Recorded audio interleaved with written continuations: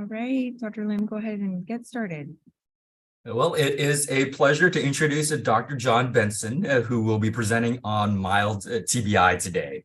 He is a board-certified brain injury medicine physician within PM&R and has been with Swedish since 2015. He primarily sees patients in the hospital on the acute rehab unit, but also sees many patients with TBI in the clinic. He originally grew up in Northern California and received his medical degree from the Medical College of Wisconsin in Milwaukee. I met Dr. Benson while he was a rehab resident at the University of Washington in 2010. His initial job out of residency was at Good Samaritan in Puyallup for his first 4 years and Swedish since then. He is our lead physiatrist for brain injury medicine within our group, with Kim Middleton, the lead physiatrist for spinal cord injury, myself for stroke rehab, and Jeff Moe for patients with amputations. Dr. Benson graciously accepted this invitation to talk to you all today after Dr. Elliott and I asked him earlier last year. So thank you, John, for presenting today. All right, absolutely. Thank you guys for inviting me. Let me bring up my slides here.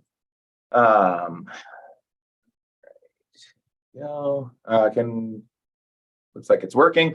As Dr. Lin mentioned, we're going to talk about mild traumatic brain injury today. I'm going to start off with a brief summary here.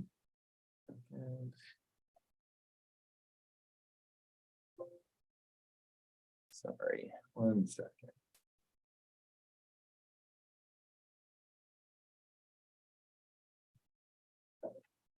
There we go. Okay, so for my objectives, we're going to start with some definitions because it's always important to know what we're talking about. And as we'll see, some of the terminology involved with this diagnosis is vague or can be used differently depending on the situation.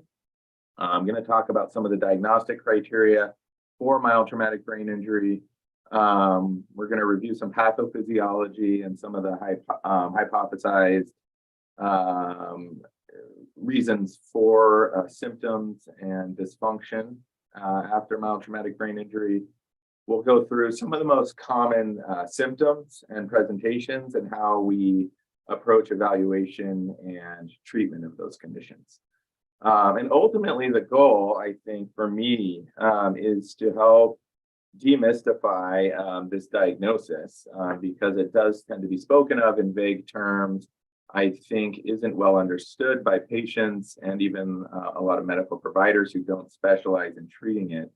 And I hope as we go through the presentation, that becomes a little more clear and gives people a better understanding of how to at least approach starting some of these treatments and avoiding some of the pitfalls in management of this diagnosis that can lead to prolonged recovery and extensive disability. So starting with definitions, you'll hear this frequently: mild traumatic brain injury and concussion. They're often interchanged. I'm not a stickler for it. Some people are. Technically, concussion is a form of mild traumatic brain injury.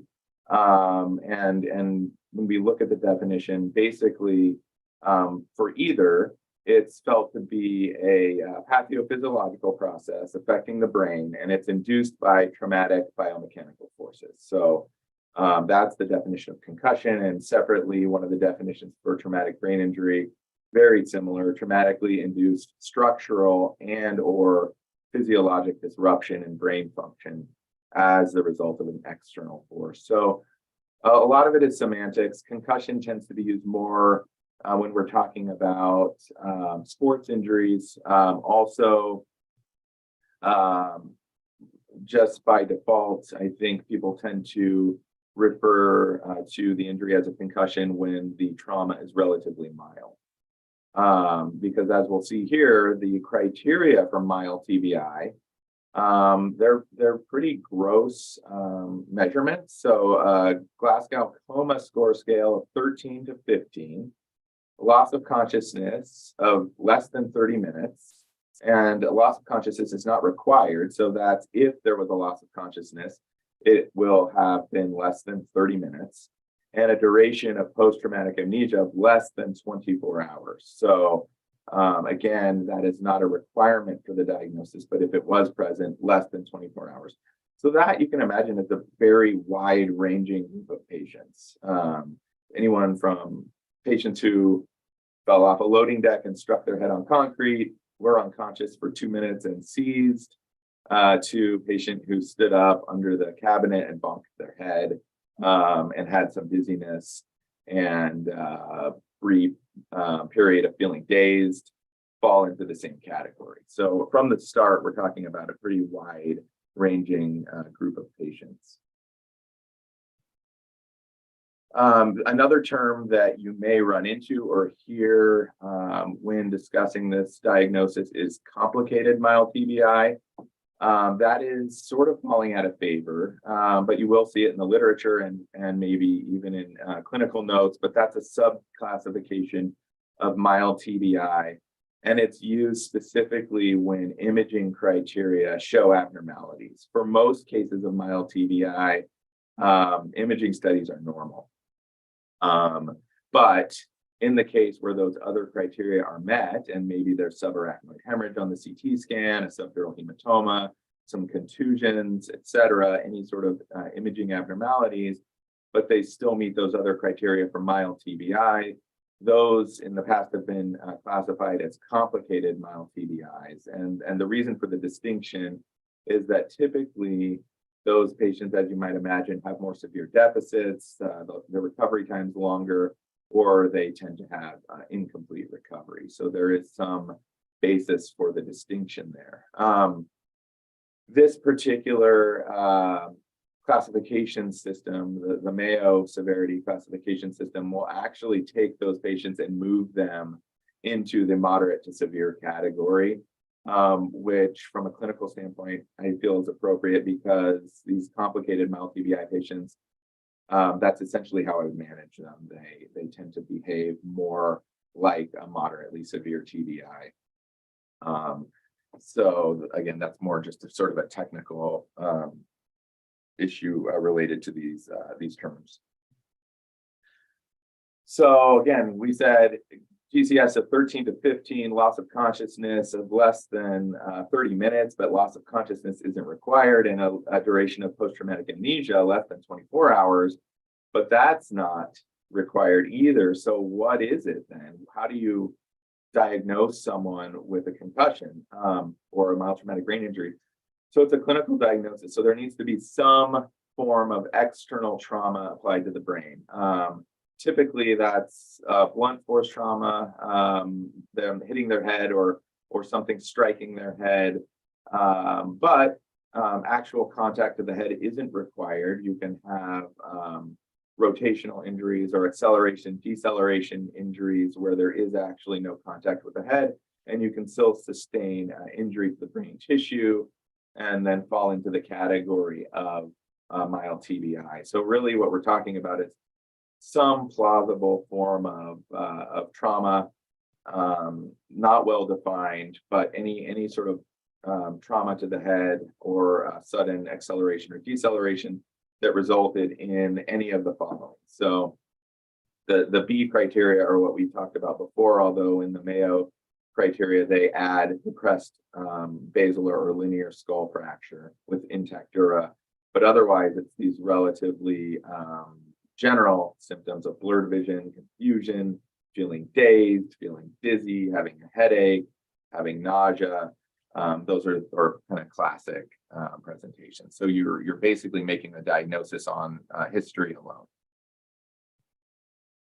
So shifting gears a little bit, let's just talk about some of the anatomy. When we're thinking about the mechanism of TBI, most of these are related to acceleration and deceleration or striking the head against an object.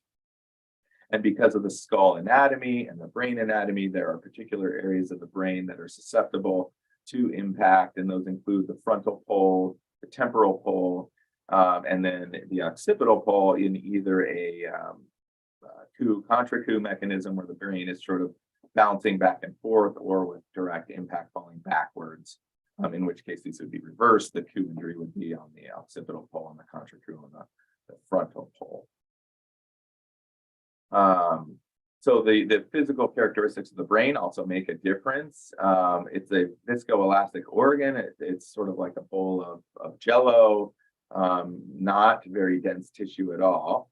And within that organ, there are various densities. When we think about the cortical versus subcortical structures, the brainstem and these different tethering points, as well as the dura, and say the tentorium, the falx, all these sort of intracranial structures affect how forces are transmitted through the brain. So we talked about the areas of impact being the frontal and temporal lobes as well as the occipital lobes. But then when we're talking more about forces being transmitted through the brain, areas that are have been found to be susceptible to injury include the corpus callosum, so these inner hemispheric connection points, as well as the brainstem.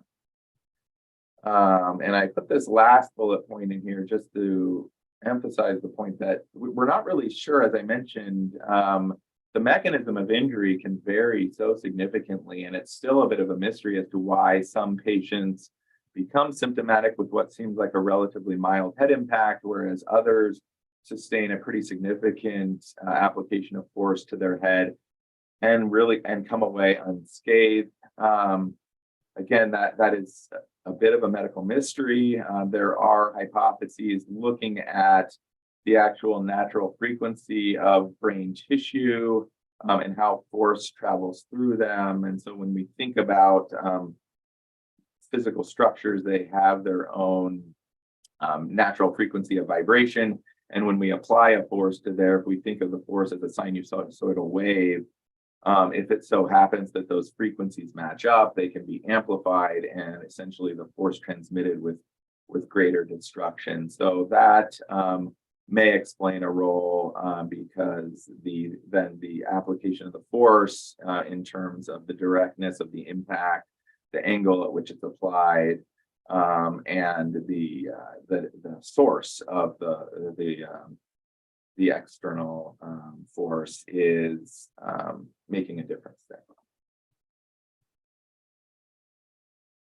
And so thinking grossly in terms of anatomy, we think of frontal lobe injuries leading to difficulties with executive functioning, temporal lobe dysfunction more being associated with difficulties in language and memory. Both can be involved in emotional regulation.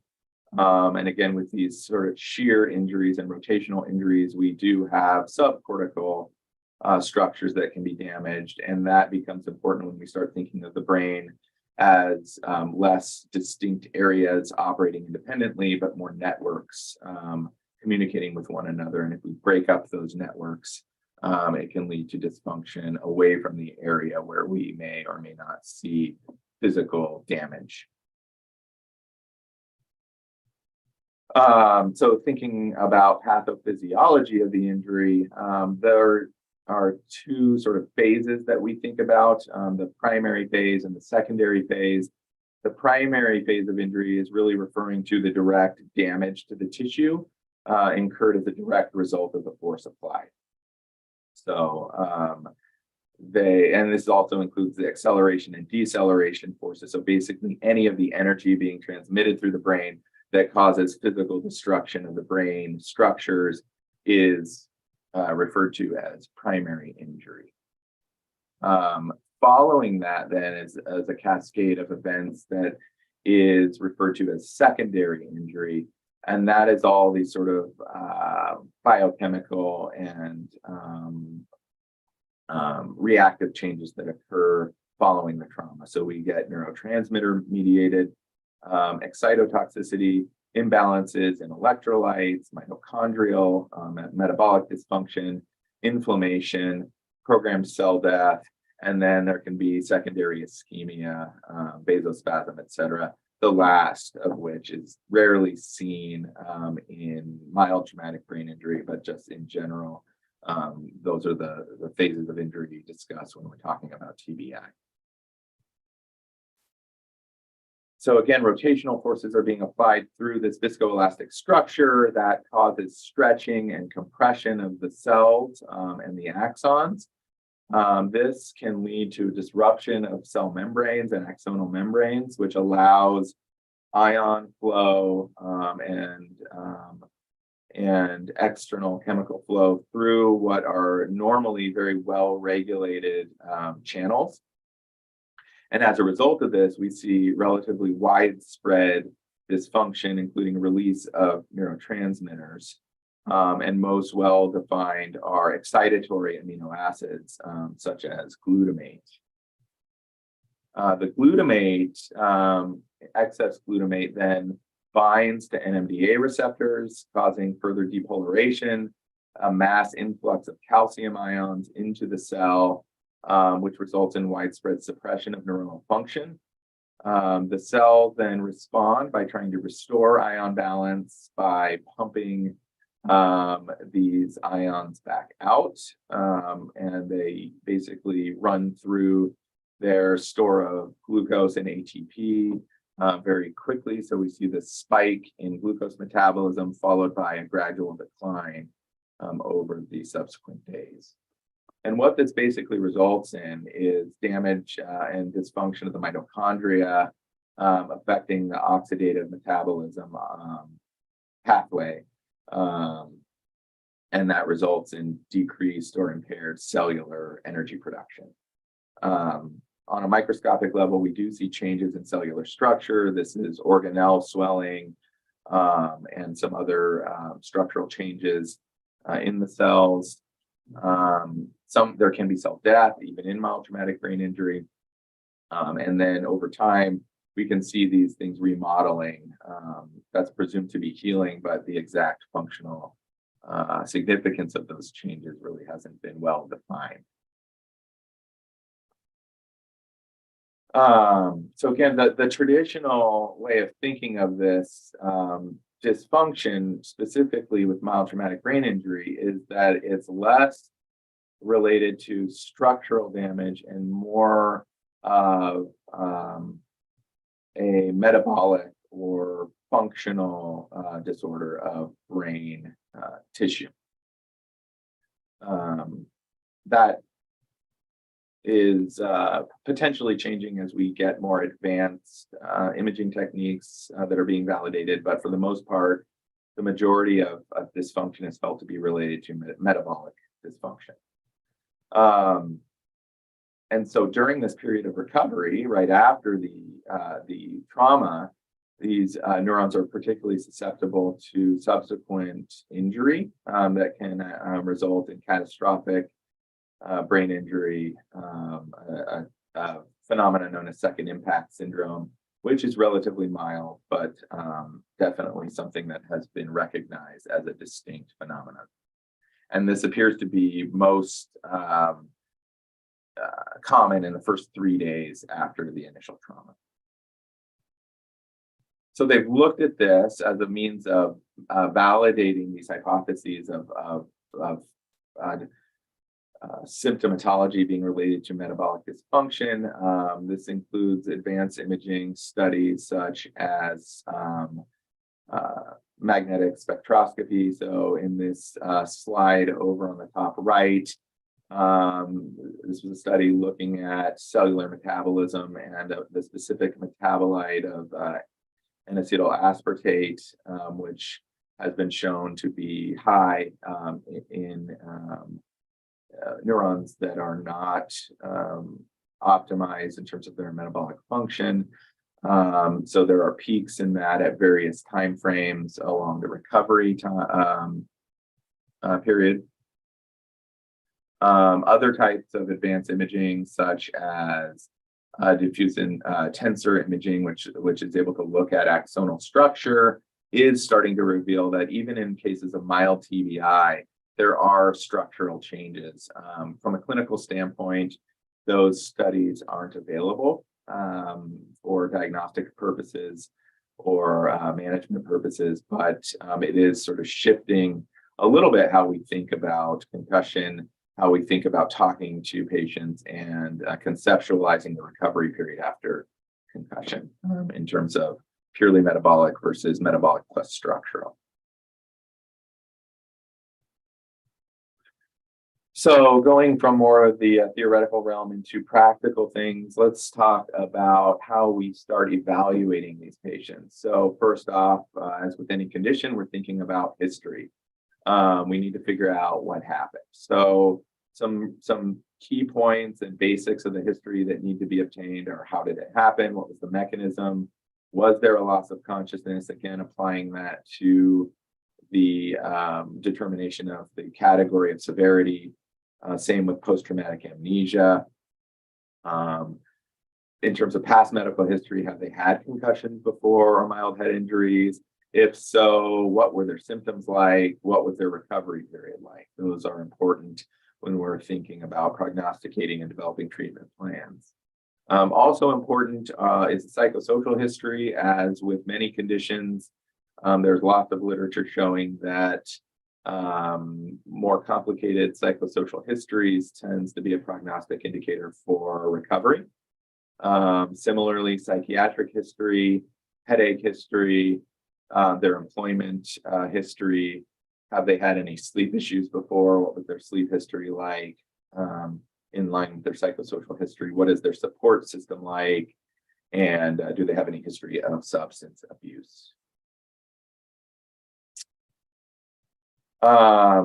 So also when we're taking history, updated clinical practice guidelines recommending using some form of standardized symptom grading scale. One of the most common is the Rivermead post-concussion scale. We have one similar here. It's Swedish. That's essentially the same thing, but it's a means of having the patient report their level of symptomatology, and that can be tracked over time. It is important to note that a lot of the symptoms following concussion are not specific to concussion or mild traumatic brain injury. So these are not diagnostic tools. They're meant to quantify symptoms and track them over time. And I'll get to this in a little more detail later, but screening for mood disorders is highly recommended. I would say essential, and you'll see why I feel that way in a bit here with some of my future slides. So this is a copy of the Rivermead post-concussion symptom questionnaire. So as you can see, it groups common symptoms of mild traumatic brain injury and has patients rate them from 0 being not experienced at all to 4 being a severe problem. They are somewhat grouped in a way that allows you to get a sense of the type of concussion symptoms that they're having, and that may help you formulate your treatment plan in terms of what you're going to emphasize. Again, I strongly recommend screening for and monitoring mood symptoms. These forms are commonly used outside of the mild TBI population, the PHQ-9 and the G87, both used to monitor and screen for anxiety and depression. Typically, scores of 10 or more warrant consideration of treatment. Because there is overlap in non-mood related symptoms and mood disorders, I do, when looking at these, put a little bit more emphasis on things that are more mood specific. So for example, just this little interest, pleasure in doing things, actually feeling depressed, feelings of shame, etc. And then thoughts of suicide, passive or otherwise, are more specific for mood. That's just the way that I use this when we're trying to distinguish, for example, feeling tired or having trouble concentrating. Patients may or may not have mood disorders and describe those in mild traumatic brain injury. And if those are their highest scores and everything else is relatively mild, it may cause me to de-emphasize a little bit the mood component. So moving on then, as we're moving through the history, rather than just having patients report how they're feeling, it can be really helpful to focus on spheres of symptoms. And I kind of group those based on symptoms that are really common. So mood and sleep are huge. So getting a good history, again, with those screening tools, and also how the patients are sleeping, getting a good headache history, talking to them about vestibular symptoms, which we'll talk a little bit more about here coming up, musculoskeletal symptoms, especially involving the cervical spine. This is particularly important in falls or motor vehicle accidents. And then fatigue, which is, again, really kind of a non-specific symptom, but extremely common in this patient population. And then trying to distinguish whether this is primarily related to physical activity versus cognitive activities or both. So next, we're talking about exam. Key components of the exam, obviously a neurologic exam, looking at the cranial nerves. Within the cranial nerves, really looking at extraocular movements, smooth pursuits, saccades, near point of convergence can be helpful in trying to distinguish whether there may be some vestibulo-ocular dysfunction. If patients are complaining of cognitive symptoms, then either doing a formal validated cognitive screen, such as the MoCA, which we see over here on the bottom right, or just incorporating some element of these specific cognitive functions in your exam, looking at attention, working memory, is important to look at. Looking at the vestibular and ocular system, again, testing balance and coordination. Again, there are formalized, validated ways to measure this, including the BEST or the modified BEST, but really just getting a sense of having the patient balance with, Romberg, single leg balance, tandem stance can help figure out, at least on a gross level, if the patient's having deficits in those areas. Look at cervical range of motion, as well as myofascial exams, such as trigger points, especially in the head, neck, and shoulder region. So as I mentioned, symptom questionnaires can really kind of help group symptoms and create, or at least make more evident patterns of symptoms. There are pretty well defined, at least in the concussion world, phenotypes of concussions. This paper I really like as a way to serve as a framework for thinking about how patients are presenting. This groups them into vestibulo-ocular, cervicogenic, and they call it metabolic, but I'm not a huge fan of that. But in this case, I call that cognitive, just sort of fatigue and cognitive symptoms, as well as mood predominant presentations. And again, that helps you focus your treatment plan as we're moving forward. So again, I'm going to harp on this because I think it's really important, especially in the patient population that I see, which are often patients that have been dealing with symptoms for a long time and haven't seemed to be getting better. Mood disorders are extremely common after mild TBI, and depending on the study you read, incidence can be anywhere from 30 to 70% for depression and anxiety disorders. There is significant overlap of mood symptoms with that of quote unquote post-concussion syndrome. The cognitive symptoms, some of the somatic symptoms of just generalized achiness, etc. And so when we use a term like post-concussion syndrome without really being mindful of how we're thinking about it, that can lead to missing other causes that are common, such as mood disorders.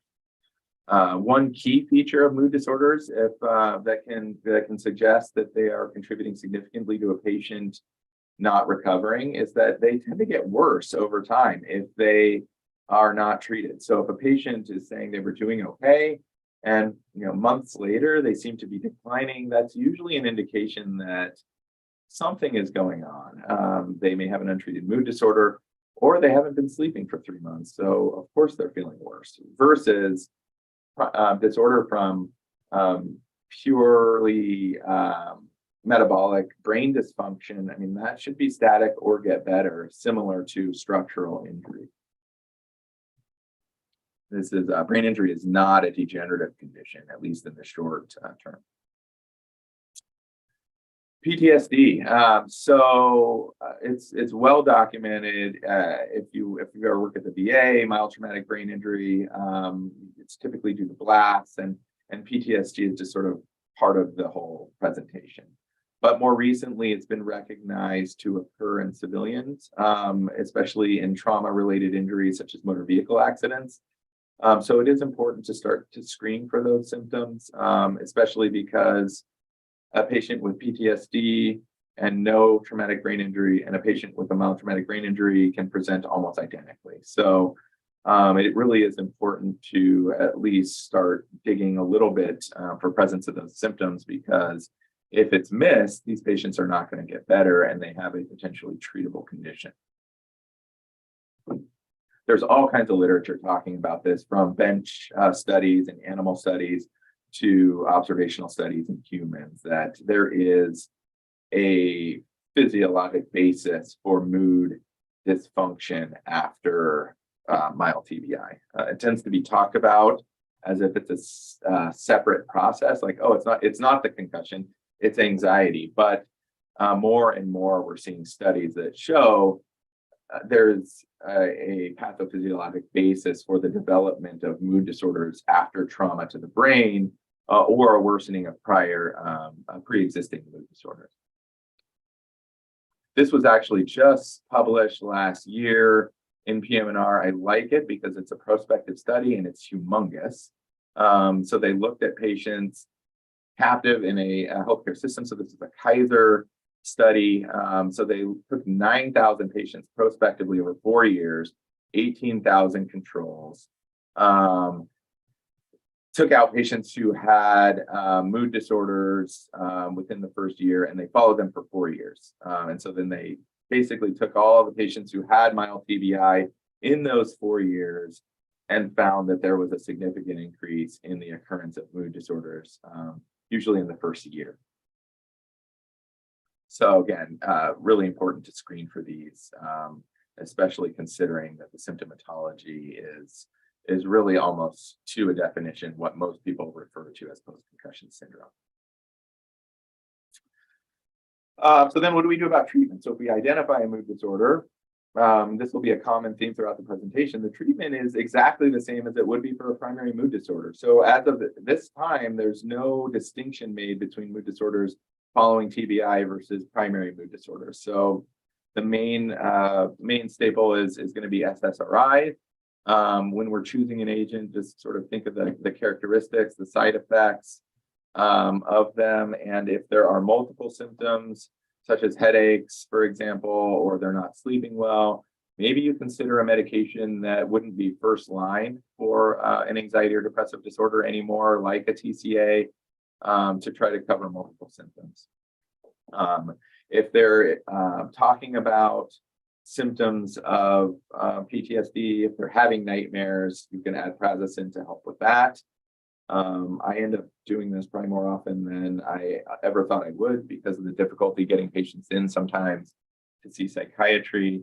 But really, in the primary care setting and non-TBI clinic setting, a lot of times providers are treating these sorts of disorders. And so it really, I think people have more comfort than they may realize treating, or at least initiating treatment for some of these symptoms.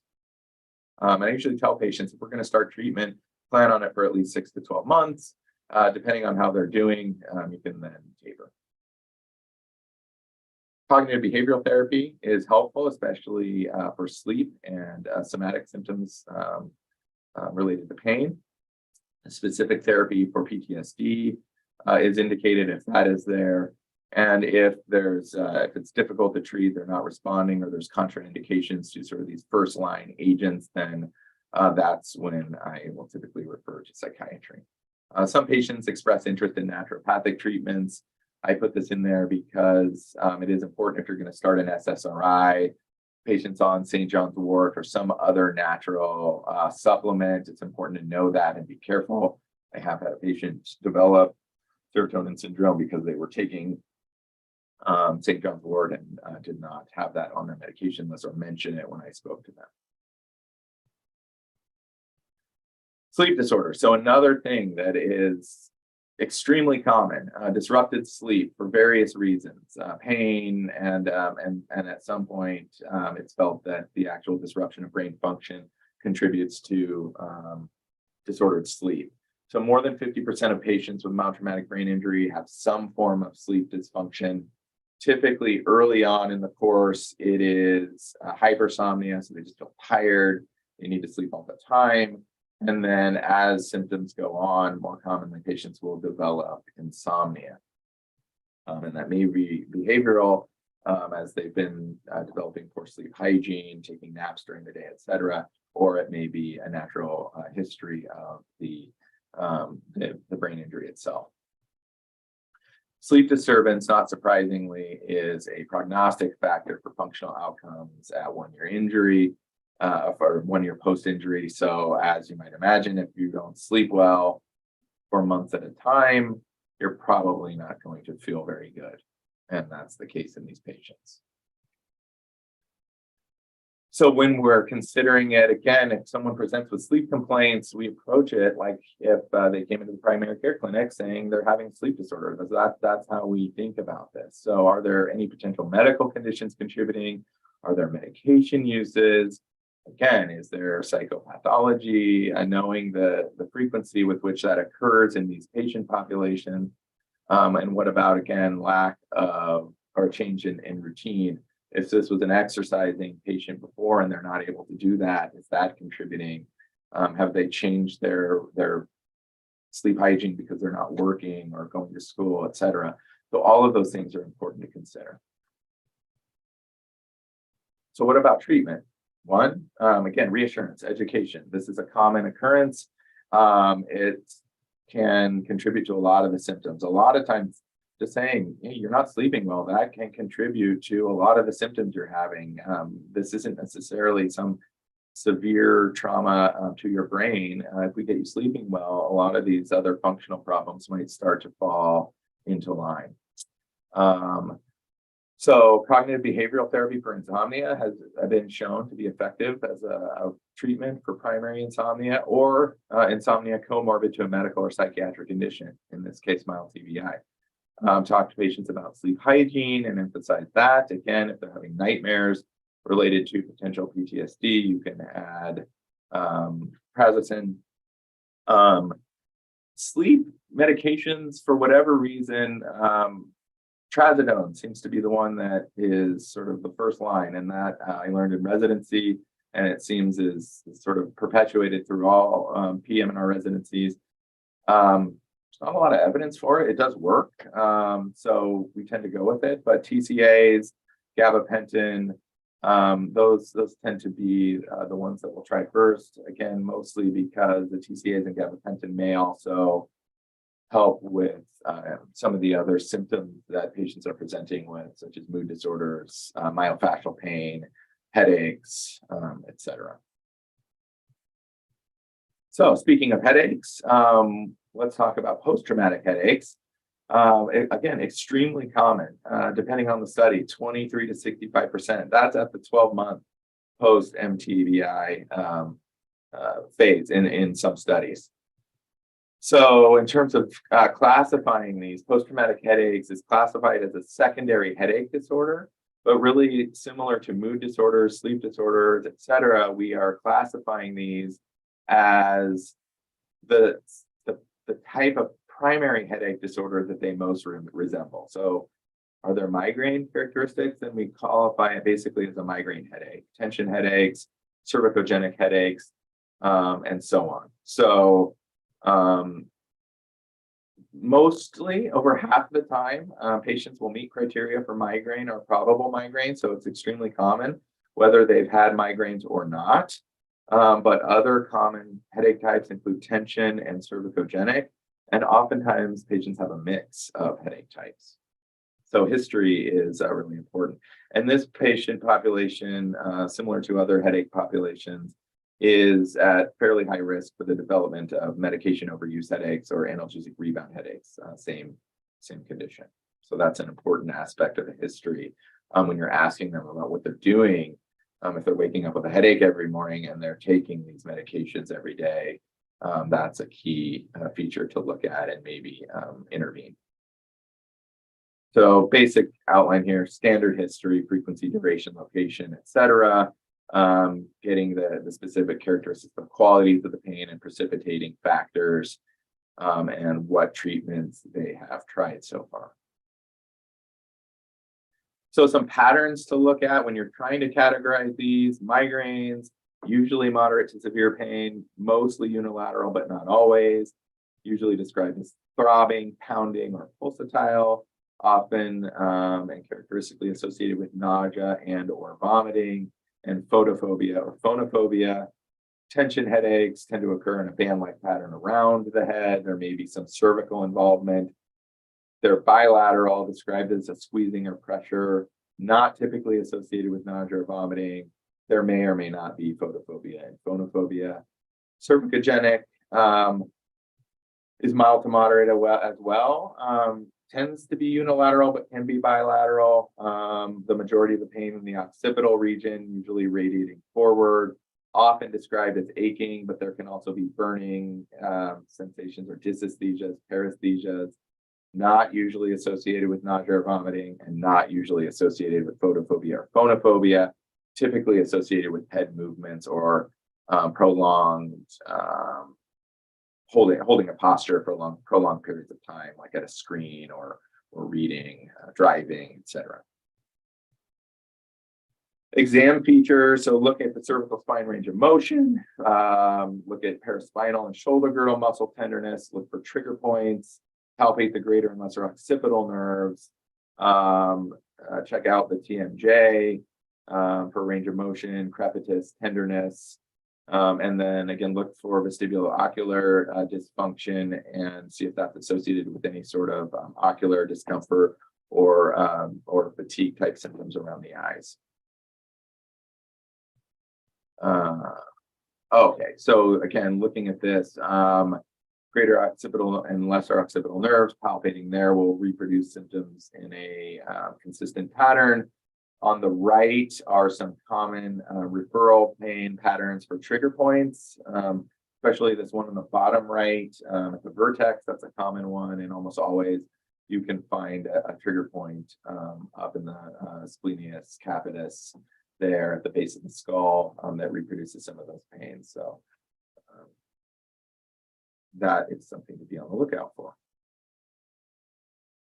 So treatment, non-pharmacologic, again, it's very similar to how you would manage these if they were primary headache disorder. Education, stimulus control if they're related to tension and fatigue, emphasizing sleep hygiene, physical therapy, massage, acupuncture, biofeedback. Basically, anytime any of those would be indicated for these pain conditions, they would be indicated here. If they seem like they're having TMJ symptoms, a bite guard or referral to a TMJ specialist could be helpful. And as we'll discuss later, aerobic exercise can be effective in reducing headaches.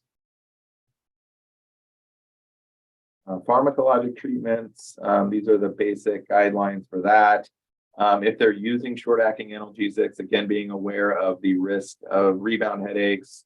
They're using Tylenol, NSAIDs, or other short-acting ones. We want to keep that to less than 15 days per month.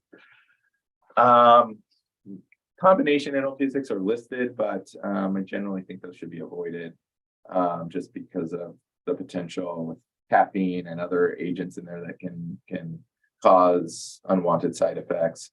Triptans for migraine relief, and then more recently, CGRP antagonists, both for rescue and prophylactic agents. If this is a chronic problem, then prophylactic agents are indicated, and I've got them listed here. These are the typical ones that we would use for migraines, but they can be used for unspecified headache types. I don't love topiramate just because it can cause so much fatigue and cognitive dysfunction, even in non-concussion patients. So typically I'm starting with some of these other agents. Botox is actually really effective. It's approved for migraines. This particular study just didn't classify headaches specifically as migraine or not. They just was through the VA, so they had a little more freedom. They basically took patients with any kind of post-traumatic headache and did a randomized controlled crossover study with placebo, and patients responded actually really well to Botox. And I think they actually used Dysport, but same idea. If they have evidence and a history consistent with occipital neuralgia, occipital nerve block is a great intervention. It can provide immediate relief, and sometimes that lasts for quite a while. So this is just an outline of where those injections are performed. We're moving away from headaches now into vestibular and vision dysfunction. So this is a very common complaint after mild TBI.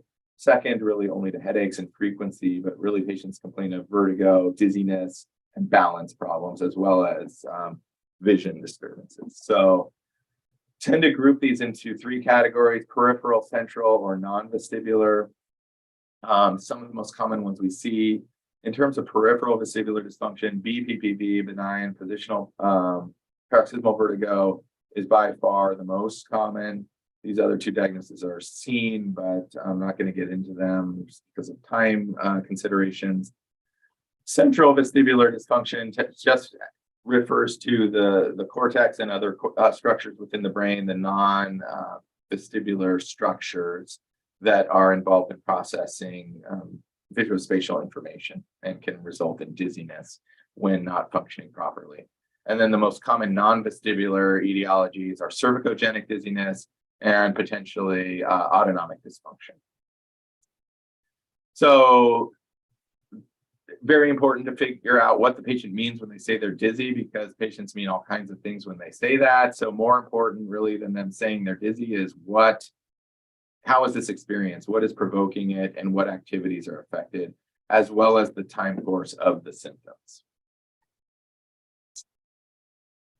So when we're examining patients for vestibular dysfunction, looking at the vestibular ocular reflex and eye movements can indicate that there is dysfunction in the vestibular system. It can lead to vision complaints. So if patients say they're having trouble reading, they're jumping around on the page, that's another key that there may be some vestibular component to their symptoms. Similarly, mood symptoms can actually be an indication that there's vestibular dysfunction, or complicating things, the reverse is true because of bidirectional connections with areas of the vestibular cortex and the limbic system. You can have dizziness cause anxiety, or anxiety causing dizziness. So that can be something that needs to be teased out over time and with exam. So BPPV is the most common peripheral cause of vertigo. It's resulting from these otoconia, these crystals that come loose and fall into the semicircular canals, most commonly the posterior semicircular canal, which senses horizontal head rotation. Physical exam wise, Dix-Hallpike can be diagnostic, where we see vertigo when tilting the patient back and turning their head. Often this will respond on its own, will resolve on its own, but if not, it does respond well to physical therapy and canalith repositioning maneuvers. Central vestibular dysfunction is less well defined, and in my experience, probably some of the more common presentations, the complaints tend to be a little more vague. Patients have a sense of abnormal movement, motion sensitivity, light sensitivity. On exam, really what we're looking for, again, what we've got is balance dysfunction, as well as abnormal eye movement, specifically with pursuits, saccades, or conversions.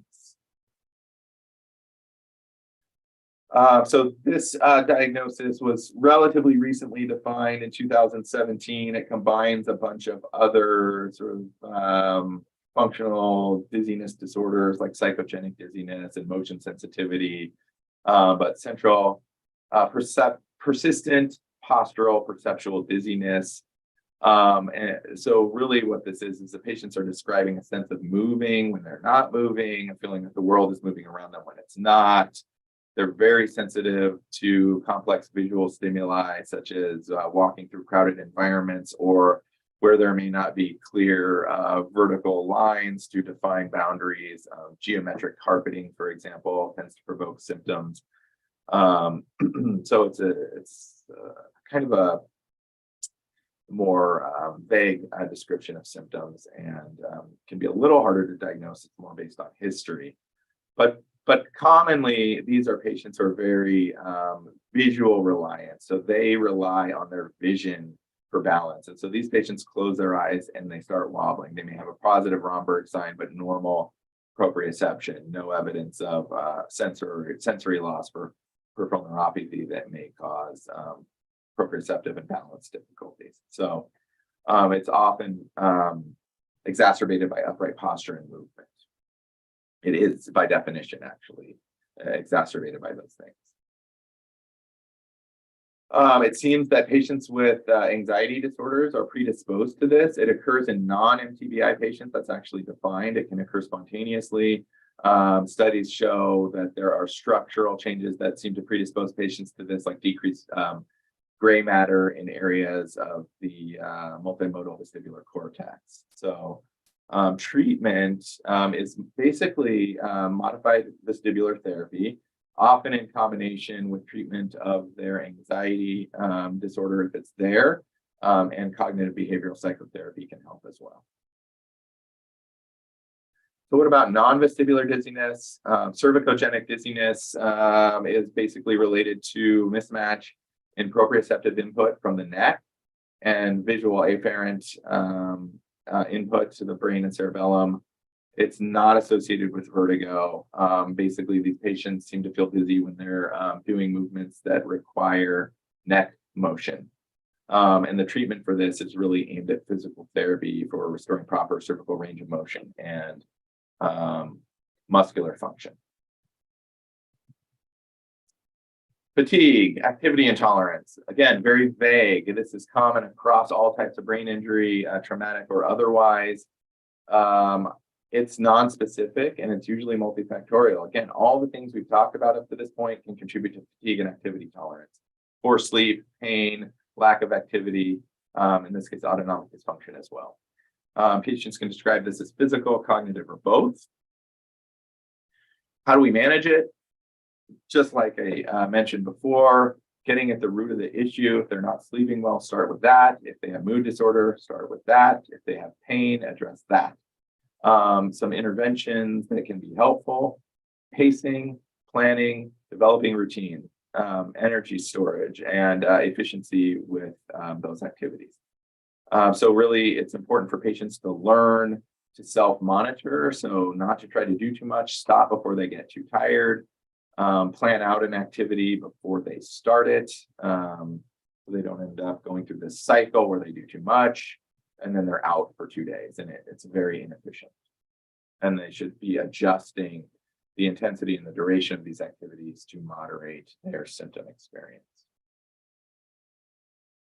And that can be addressed with both physical therapy, sometimes physical therapy, also occupational therapy and speech therapy can be really beneficial in helping patients structure those things, especially if they weren't someone who was typically used to planning out their day. I'm going to talk briefly about autonomic dysfunction. So this is actually pretty well defined. Dysregulation of cerebral blood flow has been well documented, particularly in sports concussions. Also well documented are reduced heart rate variability. So there's something going on in the autonomic nervous system that is thought to contribute to metabolic dysfunction in the brain and fatigue. Sometimes actual syndromes such as POTS, postural orthostatic tachycardia syndrome, may be seen. I'm not going to get too far into that. But generally speaking, we're going to manage this through exercise. If they do have POTS, referral to cardiology may be indicated. We can see activity intolerance just as a result of inactivity. For a long time, bed rest, absolute rest was recommended. And so we found not to be helpful. We should have learned that with back pain. At this point, 2, maybe 3 days of absolute rest, followed by gradual reintroduction of normal activity as tolerated, is what's recommended now. And then what we'll talk about next, submaximal exercise helps. So let's go here. So this Dr. Letty, if you've ever read anything by him, he's very involved in the sports concussion world. Target heart rate guided exercise, very helpful in restoring normal autonomic function after sport-related concussion, and he's looked at it in non-sport related concussion populations as well. And the gist of this basically is to gradually exercise the patient. Usually this is on a treadmill. We're monitoring their heart rate. We find the point at which their symptoms start to show up. Or if they were mildly symptomatic at the start, I'll use an increase of 2 points on a 10-point scale. Check their heart rate at that point, and that's their threshold. That's their symptom threshold. Subsequent exercise from there can be targeted at 80% of that. So it should be a sub-threshold exercise level. We do that for a goal of 20 minutes, 5 to 6 days per week. And then try to increase the target heart rate 5 to 10 beats per minute every 2 weeks.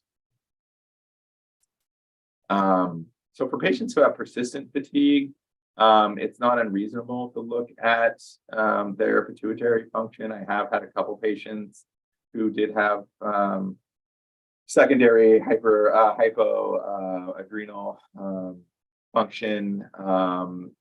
So that's possible. In order, the most common pituitary insufficiencies are growth hormone, sex hormone, cortisol, and then thyroid. If there are abnormalities there, then I will refer to endocrinology for management.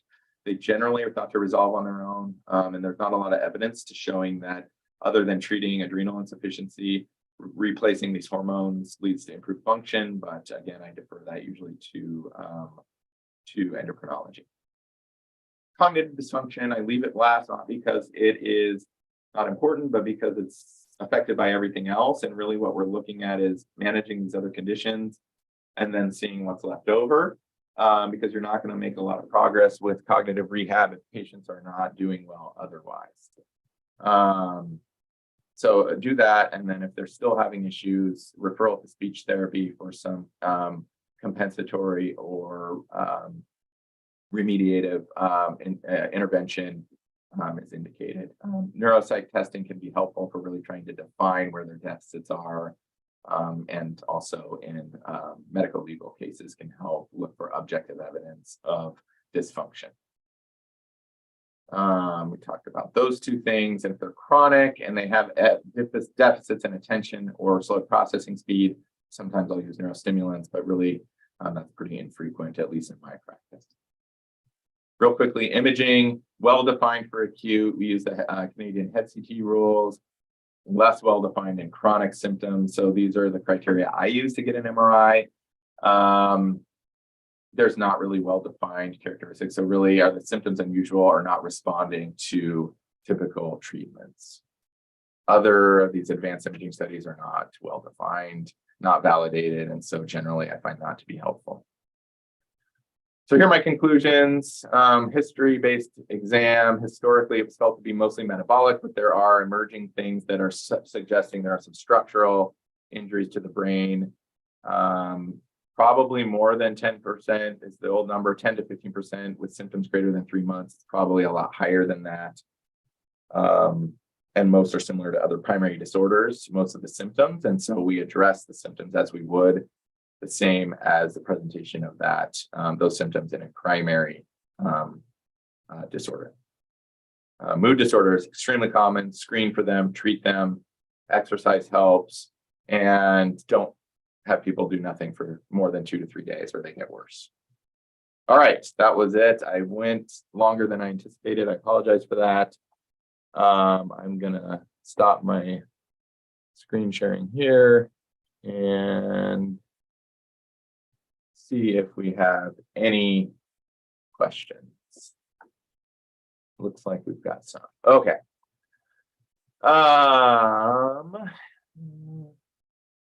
How do I utilize DTI in clinical practice? I don't.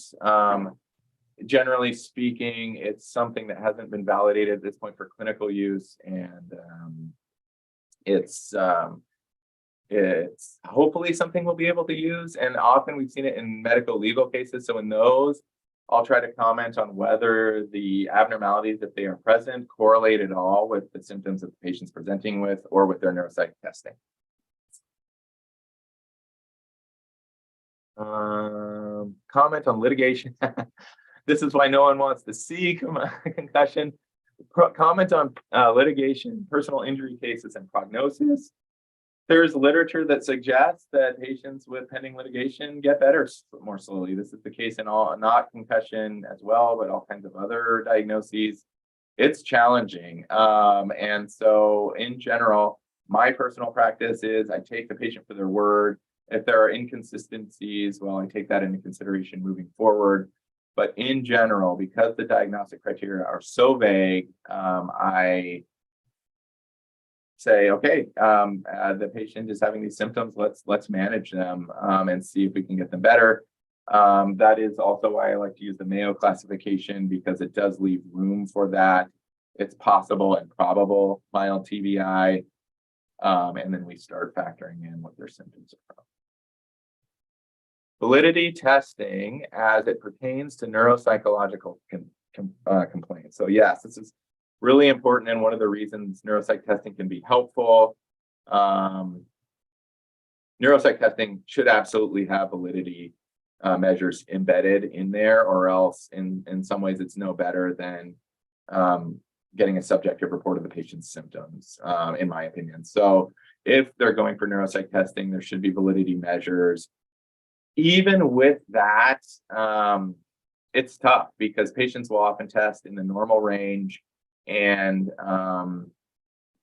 it's tough because their testing is done under ideal conditions, and that's not what real life is like. So these patients who struggle in work situations, struggle multitasking, struggle when they're at home with their child, they're screaming and they're trying to work at home.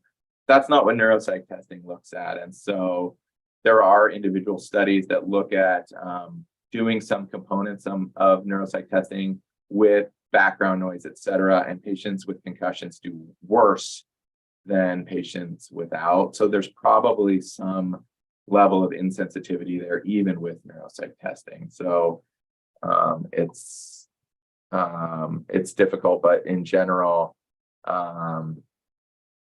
this validity measure should be included. Sorry, I'm trying to go through here. I know we're over. I don't know if I think people will probably, I'm guessing, just jump off if they need to go, but I'm just going to try to get through some of these questions. As it pertains to issue causation, when it comes to post-traumatic headaches, as it pertains to wording in the guidelines from the IH, the International Headache Society, there's some controversy as to permanence of headaches. In other words, post-traumatic, an epiphenomenon, I see. Okay, given the comorbid diagnosis. So I think what this is saying is this post-traumatic headache, now have they developed a permanent headache disorder? I'm not sure how to answer that. I would guess that would come up more in a medical legal sense, and if we're trying to come up with a settlement. From a practical standpoint, in my experience, patients, it's a mixed bag. Some patients will get better, and even if I've initiated Botox, at some point they stop needing it, similar with oral medications. So I would verge on those cases in saying it's not permanent, but I do have a lot of patients who just end up on these medications forever. I don't routinely screen for endocrine dysfunction. There's a question here about that. As I mentioned, if it's if they seem to be having persistent fatigue, or there are other suggestive symptoms that maybe something else is going on that suggests an endocrine abnormality, I will screen for that. TBI centers popping up in the Puget Sound, run by functional neurologists who are often chiropractors. Yeah, so this is an interesting thing. We'll see patients coming in, not even but chiropractors, but other things like the Amen Clinic. They want a SPECT scan. They want to see where the abnormalities are, because that will allow us to somehow tailor their treatments to where the dysfunction is. Those really haven't been validated. If it shows that they have dysfunction in a certain area of the brain and they have cognitive dysfunction, the treatment is cognitive rehab or otherwise. So it really, in my opinion, doesn't change management. And I actually discourage patients from going to those kinds of places for that reason. And then lastly, oh, I see. And then this is a clarification about the permanence of the headaches. In other words, is there such a thing as permanent? I'm thinking it was post-traumatic headaches.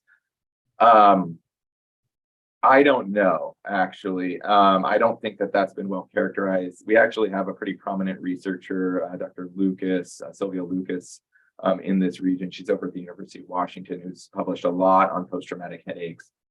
I can't recall her or any other studies really defining that specifically. It's an interesting way to think of it, but if someone has developed migraines, I would almost say that they're probably going to be more prone to migraine headaches permanently, and then treat them symptomatically. And similar with migraines, you can have waxing and waning periods where they're more symptomatic or not, and I would base the treatment on how they're doing. So I think that looks like everything. So sorry I went over by 7 minutes. If people are still on, thank you for sticking with me. I realized I meant to include a slide with some of my sources that weren't on the actual slides, including some updated clinical practice guidelines. So maybe I will send those to Corey, and if you guys have any questions, she can send. Thank you. Thanks, Dr. Benson. Thank you. Have a great day. You too. Thanks.